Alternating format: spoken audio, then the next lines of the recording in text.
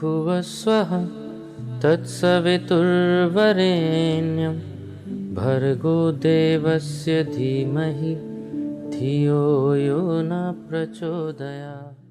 Welcome back to Satya Vivechan. In the previous episode, we explored Vidur's guidance on actions to avoid and values to embrace for a righteous life. In part 2, we'll dive deeper into his teachings, focusing on how to maintain self-discipline, honor sacred duties, and navigate relationships with wisdom. Vidur's insights continue to light the path toward a life of peace, respect, and inner strength. Let's begin.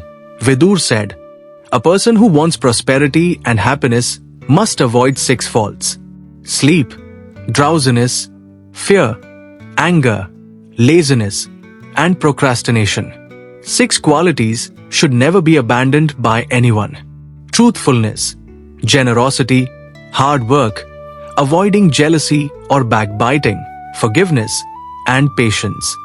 6 types of people should be abandoned like a broken boat in the sea: a teacher who cannot explain scriptures, a priest who is uneducated, a king who cannot protect his kingdom, a wife who is disloyal, a coward who refuses to go to the fields, and a barber who chooses to live in the woods instead of the village." The happiness of men lies in 6 things: wealth, uninterrupted good health, a beautiful and sweet-speaking wife, an obedient son, and knowledge that is profitable and meaningful. O King, 6 things bring happiness to men: good health, freedom from debt, not living in foreign lands, companionship with good people, certainty about one's livelihood, and living without fear. He who controls 6 qualities: lust, anger, sorrow, attachment, vanity, and self-conceit that dwell in the human heart becomes the master of his senses. Such a person never commits sins and is free from calamities. The following 6 exist by depending on another 6, and there is no 7th dependent on anything else. Thieves depend on careless people, physicians on the sick, prostitutes on the lustful, priests on those performing sacrifices, kings on those who quarrel, and learned men on the ignorant. These 6 are immediately destroyed if neglected: cattle, work under the supervision of servants; agriculture, a wife, learning, and the company of a base person. 6 types of people forget those who have done them favors: educated disciples forget their teachers, married people forget their mothers, the lustful forget women who gratify their desires, the successful forget those who help them, those who cross a river forget the boat that carried them, and cured patients forget their physicians. 6 types of people are always miserable: the envious, the malicious, the discontented, the hot-tempered, the ever-suspicious, and those who depend on others or rely on fortune. A king should renounce these 7 faults as they lead to calamity and ruin even for strong rulers: attachment to women, gambling, hunting, drinking, harsh speech, excessive punishment, and misuse of wealth. A wise man should understand these wrongdoings and renounce them. O Bharata, 8 things are the essence of happiness and the only means of prosperity in this world: meeting friends, acquiring immense wealth, embracing a son, mutual satisfaction between husband and wife after intercourse, speaking sweet words at the right time, engaging in meaningful conversations with friends, rising in one's class or party, gaining one's most cherished desires, and earning respect in society. The learned man who knows the abode of the soul, the human body which has 9 gates, 3 pillars, and 5 witnesses, is truly a wise man. Note: 2 eyes, 2 ears, 2 nostrils, 1 mouth, and the genitals are the 9 gates. Sattva, goodness; Rajas, passion; and Tamas, ignorance, are the 3 pillars. Sound, tangibility; shape or color, flavor; and smell are the 5 witnesses. O Dhritarashtra, these 10 do not know what dharma is. Listen to their names: the intoxicated, the inattentive, the mad, the fatigued, the angry, the hungry, the hasty, the covetous, the frightened, and the lustful. Therefore, he who is wise should not keep company with them. The king who renounces lust and anger, bestows wealth upon proper recipients, and is discriminating, learned, and active, is regarded as an authority by all men. Great prosperity serves that king like a slave, who knows how to inspire confidence in others, inflicts punishment on those whose guilt has been proved, is acquainted with the proper measure of punishment, and knows when mercy is to be shown.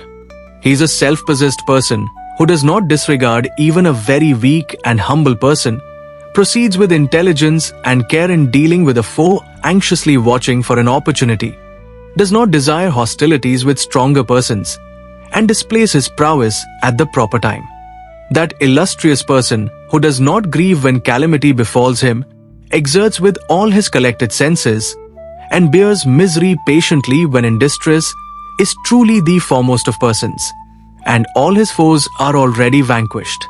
He who does not live away from home uselessly, does not make friendship with sinful persons, never indulges with another's wife, never betrays arrogance, never commits theft, does not backbite, and avoids drinking is always happy. He who never strives boastfully to attain virtue, wealth, and desire, the three objects of human pursuit, who tells the truth when asked, does not quarrel over trifles, and never becomes angry even if he is not well honored, is reckoned as wise.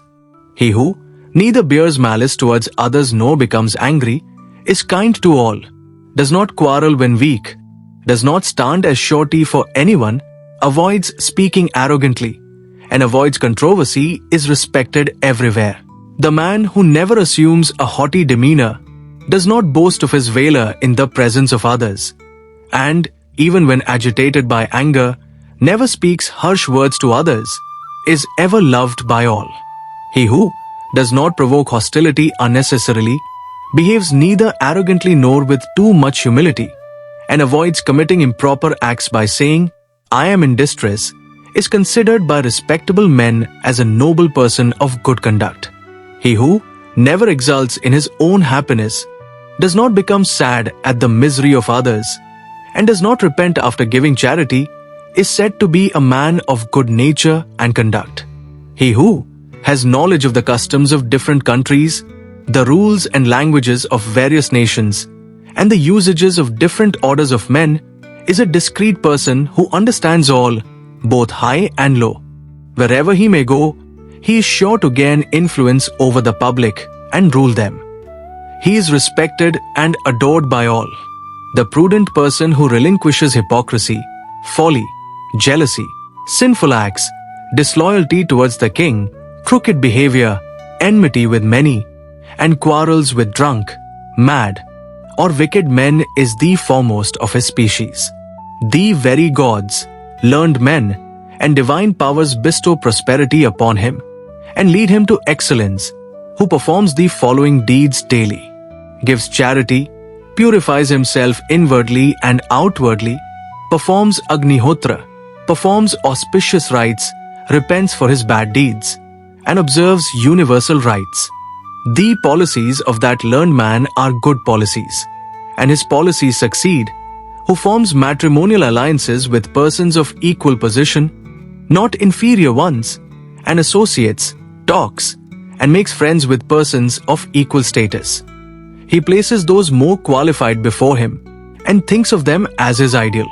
Calamities and sufferings always remain distant from the person who controls his soul, is determined, eats after dividing food among dependents, uses clothing and resources sparingly, works much and sleeps little, and even gives to foes when solicited. The man whose well-planned or spoiled works are never known to others, whose counsels remain confidential and are revealed only when executed, succeeds in all his endeavors. He who strives for peace for all creatures, is truthful and tender-hearted, respects others, and has a pure mind, shines among his kinsmen like a precious gem from an excellent mine. That man who feels ashamed of his faults without being told by others, and corrects himself becomes a preceptor of the whole world and is highly honored among all men. He who possesses immense luster, a cheerful mind, a pure heart, and a steady intellect shines with energy like the sun. O son of Ambika, Dhritarashtra, King Pandu, consumed by jaundice, had 5 sons born to him in the woods. These sons are like 5 Indras, strongest among all mankind. You have brought up these children and taught them everything. They are also obedient to your commands. O sire, by giving them back their just share of the kingdom, be happy and cheerful with your sons. O monarch, by doing so, no learned or ordinary person will point a censuring finger at you. You will be above criticism. And with these profound words from Vidur, I conclude part 2 of this enlightening journey through Vidur Niti.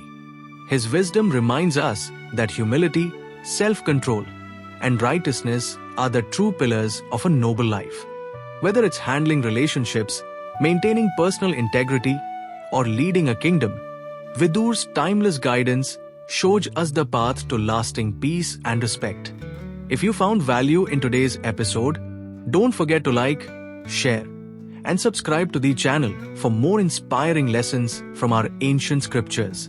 I'll be back with the next episode, diving deeper into teachings that continue to shape our lives even today. Until then, stay wise, stay grounded, and keep seeking the truth. Purnamada Purnamidam Purnat Purnamudachyate Purnasya Purnamadaya Purnamevavashishyate.